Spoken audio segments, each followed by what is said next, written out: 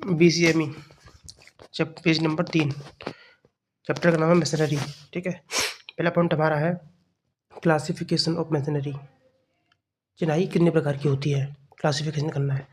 तो भाई एक होती है मशीनरी यूनिट के आधार पर, मतलब चिनाई खंडों के आधार पर, या कह लो इंग्लिश में मशीनरी यूनिट के आधार पर। दूसरा मसाले के प्रकार के आधार पर, मतलब based on type of motor.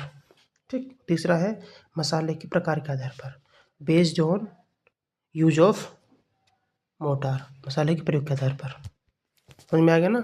Machinery को 3 भागों में बांटा गया है, चिनाई खंडों के आधार पर, मतलब मशीन यूनिट के आधार पर, मोटार के प्रकार के आधार पर, मोटार के यूज के आधार पर।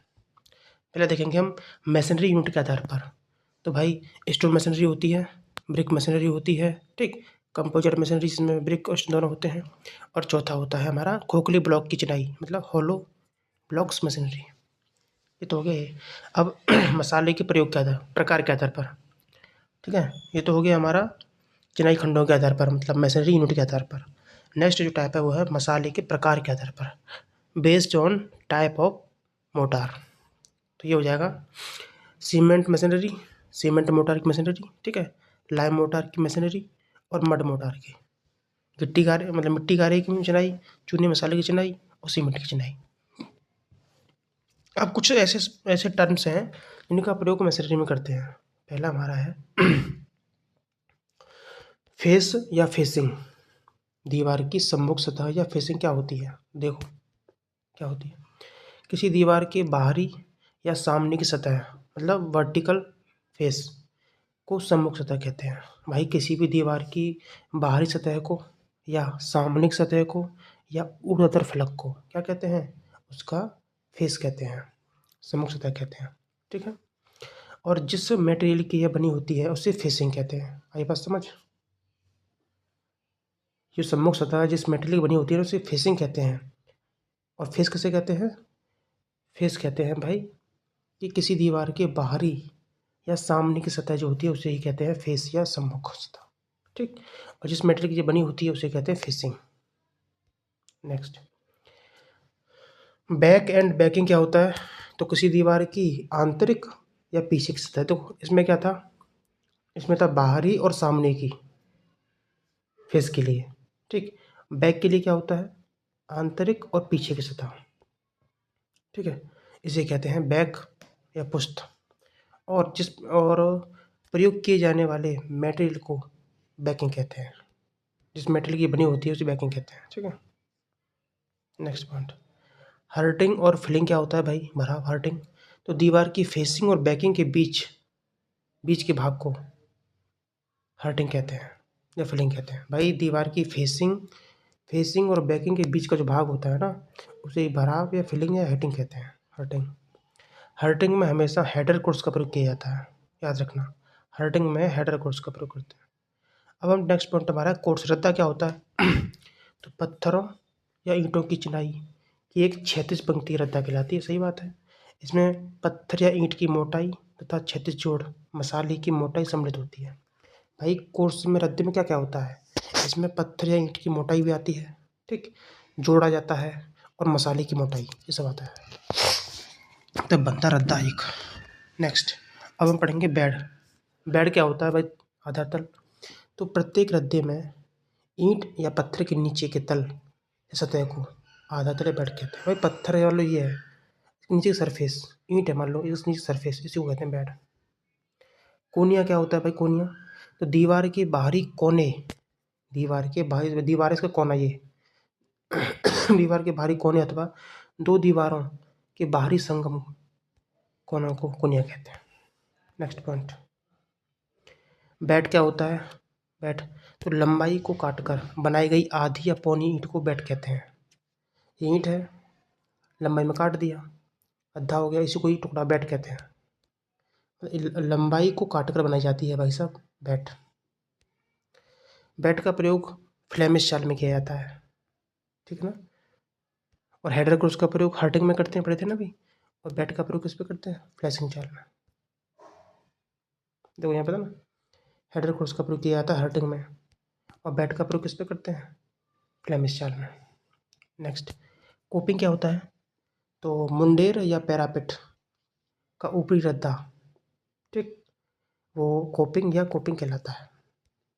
भाई पैरापेट वॉल का या मुंडेर का जो ऊपरी सरफेस, ऊपरी रद्दा होता है टॉप वाला, उसे ही कोपिंग कहते हैं। वर्षा का पानी दीवार में घुसने से रोकने के लिए इसको लगाया जाता है। जैसे मान लो ये दीवार है, इसके ऊपर ऐसे करके थोड़ा सा उभरा हुआ ऐसे बना देते हैं ताकि इससे पानी निकल जाए। नेक्स्ट है वेदरिंग एंड थ्रोटिंग। थ्रोटिंग क्या होता है? तो कोपिंग की ऊपरी सतह ढालू रखी जाती है, ठीक है। कोपिंग की ऊपरी सतह को ढालूदार बना दिया जाए, उसी को ही वेदरिंग कहा जाता है, ठीक। और नीचे की सतह पर दोनों ओर नाली काट दी जाती है, जिसे थ्रोटिंग कहते हैं।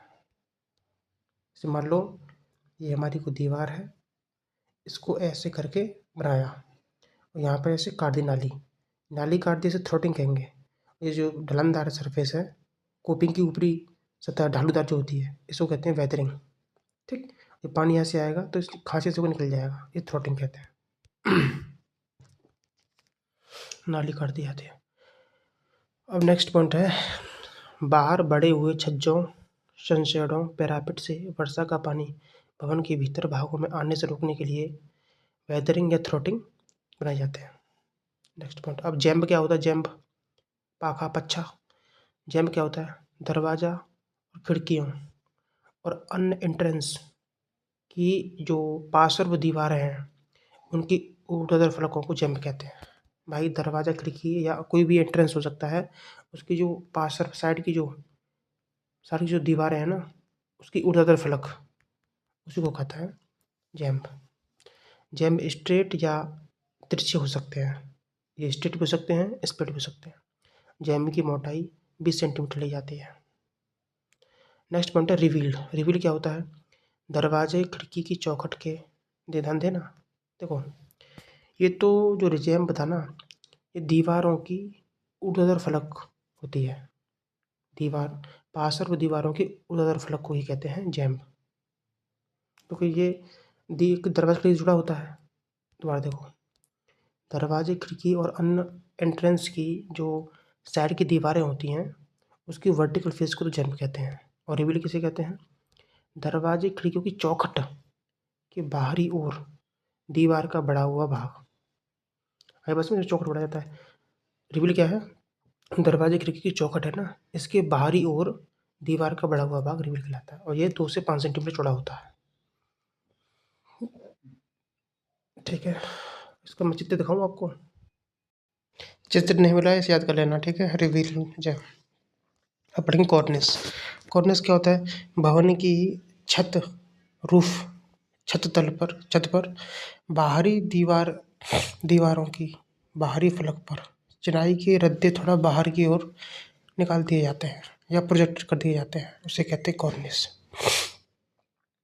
भवन की जो छत तल होती है, वहाँ पर बाहरी जो दीवार होती है, उसकी बाहरी फलक पर चिनाई के रद्दे को थोड़ा बाहर की ओर निकाल देते हैं, उसे कहते हैं कॉर्निस, ठीक।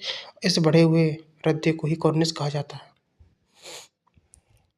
ईंट चिनाई में प्रत्येक कॉर्निस रद्दा इसके निचले रद्दे से 5 सेंटीमीटर से अधिक बाहर की तरफ नहीं बढ़ा होना चाहिए। जो कॉर्निस है ना, 5 सेंटीमीटर से अधिक बाहर नहीं निकलना चाहिए। अब है ब्लॉकिंग कोर्स। देखो ये रोकने का काम करता है, सपोर्ट करने का काम करता है। तो कॉर्निस रद्दा जो है ना, इसके बाहर बड़े होने की वजह से ये पलट सकता है। इसके पलटने को रोकने के लिए, ठीक है, इसके ऊपर चिनाई का एक विशेष बाहरी रद्दा लगाया जाता है, इसे कहते हैं ब्लॉकिंग कोर्स या दाब रद्दा। नेक्स्ट है कोरबेल। क्या होता है कोरबेल? दीवार की सामान्य मोटाई से आगे को बढ़ा हुआ भाग, जो धरन और कड़ियों के सिरों को अतिरिक्त आधार प्रदान करने के काम आता है और इन पर पड़ने वाले भार को दीवार पर स्थानांतरित करता है, कोरबेल होता है। तो सपोर्ट करने का काम करता है। कोरबेल क्या होता है? दीवार की सामान्य मोटाई से आगे को बढ़ा हुआ भाग, जो बीम और कड़ियों के सिरों को अतिरिक्त आधार प्रदान करता है और इन पर पड़ने वाले भार को दीवार पर ट्रांसफर करता हुआ है हमारा कोरबेल। Next point,